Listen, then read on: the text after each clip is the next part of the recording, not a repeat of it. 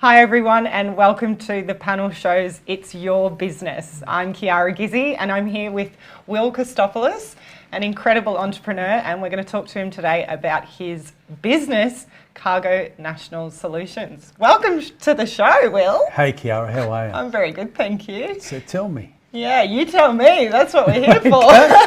Fire away. Can you tell us a little bit about how you got into business and what your business is? How I got into business is because I'm not the sort of person that can sit there and just live off a wage, right? Because people are paying for your time. Mm-hmm.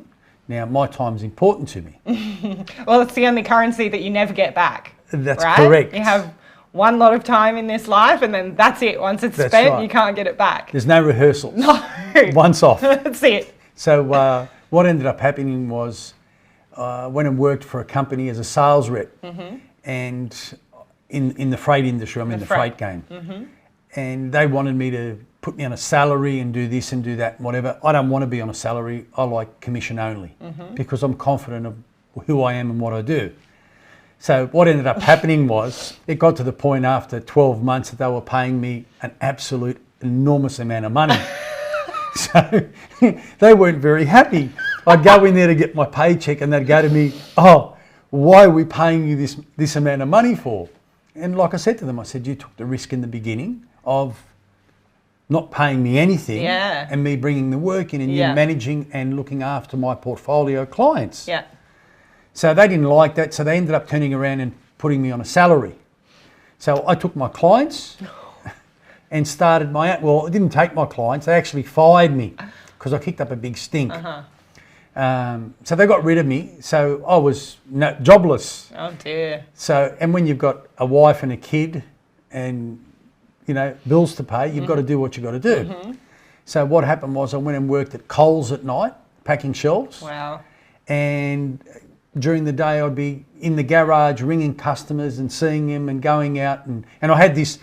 you like Bill Gates? Was it Bill Gates that started in his garage? I can't remember. In a way, yeah. I never forget, we had the garage downstairs and I set it up. I had this half desk, and it was like, I'm an entrepreneur. I said, I'm a businessman.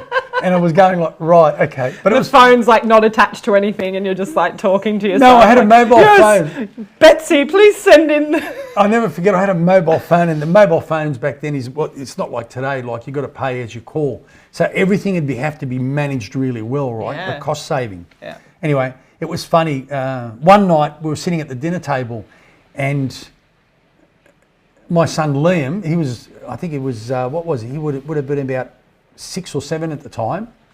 No, sorry, would have been a little bit old. Would have been about 9 at the time. All we had was spaghetti napolitana and one piece of meat. Uh-huh. So what ended up happening was Liam got the meat and we shared the pasta, right? But that's how tough times were. And I had this old Mitsubishi Verada. It had like 3 billion kilometres on it. And I used to call it Donkey. Because I pressed the horn and I go, it used to blow smoke, and that's how I used to get around to go see the customers, yeah. So then it grew from there, and like... So how did you, what was the thing that made you, I mean, obviously you didn't want to work for anyone else, so you had that kind of inspiration within yourself. Yeah. And what made you passionate about the transport industry? Like, what was it about freight that you thought, I can do this? Well, freight's a very funny game. A lot of people claim they can do transport, but it's just, you've got all the major players. You've got the TNTs, you've got the FedExes, you've got TNT and FedEx now are one. You've got the tolls, you've got all the major guys like the Star Tracks, and they're all the tier 1 players, and they're just... Have you ever been to the train station where you swipe your Opal card and you just turn over and you go through? Mm. They've got a process of in and out. See, the clients jump from one to the other, to the other, to the other because there's no high service level. Right. My business is modelled on service first and price second. Even though we're very competitive, sure. our business is very strictly built on service. So is that the kind of gap in the market that you noticed that made you kind of decide to do it on your own and launch Absolutely. your company? Yeah. Yeah. I mean, I sat there and I looked at it and I went like, hang on, no one's getting back to anybody. No one's ringing people back and saying, well, look, hang on. Or the classic one is, and we tried it in our business at one stage, but I got rid of it after about 3 hours. We got this system put in where people would ring and go, welcome to Cargo National. Press 1 for customer service. Press 2. And I just, when I ring up and I heard it, I said, I sound like a bank. I said, we got rid of it. I said, can it? Get rid of it. I rang Anton up. He was looking after IT then. And I said, Anton, we've got to get rid of this. We cannot have this thing of 1 for this and 2 for this. I said, we need... impersonal. Yeah. You need to ring up and someone to say, hi, it's Carly from Cargo National. How can I help you? And that person then takes charge and ownership of that call. Even though it filters through to everyone, because everybody gets involved, we're all multitasking, we're a flat management office. I mean, it's all open. And everybody knows what's going on, right?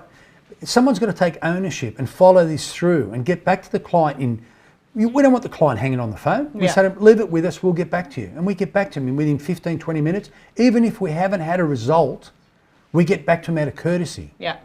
And it makes such a difference. Yeah. So that's service. So service is, do you think that that's the thing that's made you successful?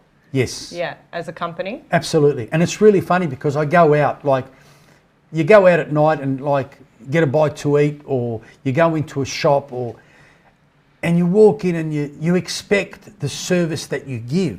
Yeah, that's and it so just doesn't funny. happen. It just doesn't work. It doesn't work. You walk in and they look at you and they're dumbfounded and say, the classic one is these phone shops. You go into these phone shops, these big players, and you go, hi, look, I've got a problem with my phone. And they say, have you got an appointment? And I look at them and go, are you a brain surgeon? Is this a specialist appointment? I mean, seriously. But that's the way it is today. It's not service orientated. Yeah. Right? Service, human contact. Someone else feeling what you're going through and understanding what's happening. Empathy is such a big thing, isn't it? And I think that the new paradigm of business essentially is that we need to be more empathic in our dealings, and that's kind of across the board, not just in business but in life.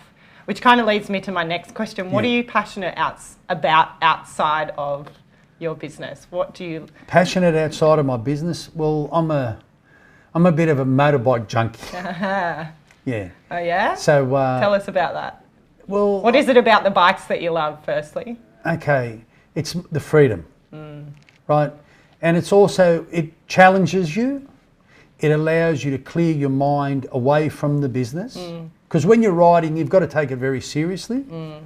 Yeah, you can't really slip off into La La Land when you're riding a motorbike. That's right. Yeah. It's not like you're in the car and all of a sudden the phone call comes through and you press, it answer and you're chatting away and, and you're thinking, oh, look, I've got to get this, I've got to get these pallets out for Joe Blow, or, I need a crane over here, or whatever the case may be. On a motorbike, you've really got to focus on what you're doing. Yeah, present in the moment. Hey, absolutely. There's no checking out, because if you do that, you might get cleaned up by it. Yeah, like I always say, everybody's out to take you out.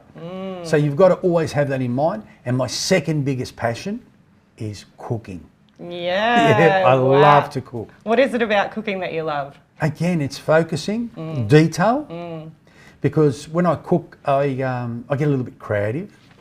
And I've got an Instagram page, which I should use a lot more, called 54 and Hungry, right? I've got to change it to 55 and Hungry because I turned 55 now. But I like to cook, and I like to feed people. I like to feed my guests. I like to feed my loved ones. That's the Greek in you, isn't it? That's your heritage. I'm half Italian, so it's like kind of like. Well, you know what? What's that saying? It's like mi faccio, io faccio, or something. It's like your face is... Whatever, your house is my house. Something. No, it's not that. It's like your face is my face, or something, the Italians and the Greeks. But yeah, it's very much that giving. That's right. Sharing and it's expression. Look, and it's expression of love. I mean, when I cook something for someone, I want to make sure that they enjoy it. Yeah. And I wait for the reaction. And I like to dress it and make it look so presentable for them. So they go, wow, do I eat this or do I take it home and frame it? I mean, so it's that sort of stuff. That's great. I love it. And do you have any advice for kind of budding entrepreneurs or anyone out there that's looking to start a business? What would your advice to them be? Go for it. And if you're going to go for it, don't be scared. The worst thing that can happen to you is you'll go bankrupt. And if you go bankrupt, you pick your socks up and you go again. What is the... no one's going to come and kill you. But you're giving it a go. You're giving it your all. Yeah. And when you get in there, don't worry about fancy cars and don't worry about making money. See, a lot of people make the mistake in business that I'm going to get into business and I'm going to make a lot of money. Right? I'm going to get into business and I'm going to provide a really good service. And the money will follow. Solve a problem and people come to you. Comes, and the money just flows in. Yeah. And you've got to be able to make a clear decision and say, I'm going to do this and really do it. Don't sit there and go, I'm going to do this and then, oh, but hang on, I've got to get this phone call and hang on, I've got to go do this and hang on. No. That's my focus. This is what I'm going to do. I'm going to do this work that I promised that I'm going to do to myself. And you'll find, like the first 6 months when I started in business, I never forget, my ex-wife turned around to me, Grace, and she said to me, we broke up after 32 years. She said to me, we can't live off $176 for the month. That was my first paycheck when I was in business on my own. Wow. And she says, you got to get it together here. 6 months later, it was a different story. Yeah, that's amazing. But you've got to look at it and you've got to say, I'm focused. Yeah. I'm focused. I'm doing the right thing. That's great. Right? And that's what it's all about. Love it. Super inspiring, right? And the other very important thing is you've got to maintain your integrity. Even if someone's not watching, you've got to maintain integrity. I love that. Doesn't matter what happens. Yeah, ethics in business is an interesting conversation. You know, it can be, particularly in Sydney. I know there's a lot of sort of stepping on heads, and you know, we were talking about empathy, and I think it's really important to stay in your integrity. I respect that. Yes, you have to. Well, thank you for coming in and sharing your story with us. Oh, that's my pleasure. Anytime. We're very grateful, and it was super inspiring to hear your rags to riches from the half desk in the garage to where you are now. So yeah, hopefully someone out there gets a little bit of inspiration from that too. Yeah, that's what it's all about. And it's not, like I said, it's not rag to riches. It's making yourself feel good. Yeah. Being independent and being self-sufficient. Yeah. Really the beauty of it all. Beautiful. Yeah. Thanks for coming in. It's my pleasure. I love the view, by the way. Fantastic.